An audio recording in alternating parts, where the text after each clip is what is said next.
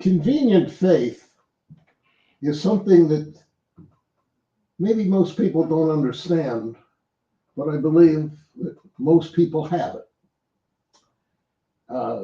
Convenient faith is sometimes what we call faith in a foxhole or something like that, where people are in imminent danger and they pray. And after they get away, after they're freed from that problem, they lose their faith. The same thing happens in prisons. And people pray for things, or they'll bargain with God. If you do this, I'll do that. That's convenient faith. And people will say they believe, but, and they'll put something in there. That's convenient faith because it's not unconditional. And it's if we go back to what God says, we're to love Him with all our heart, soul, and mind, and strength. And if we understand that, that means God comes first, above everything else. And that includes the things that we want to hold on to that aren't necessarily according to God. They're like the world. We can't hold on to anything in the world because our faith has to be in God first.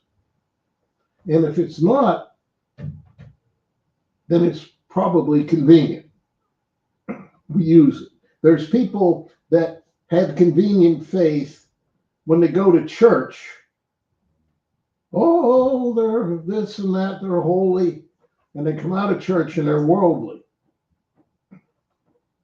It can't be that way. That's convenient faith. That's faith to show others. It's not true faith in God. There's a lot of convenient things that we do.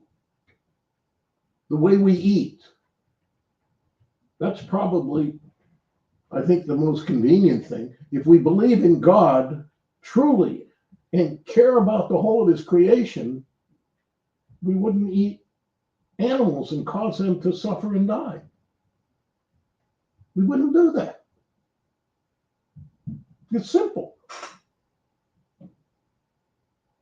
So it's convenient faith that most of the people who say they believe but don't live it,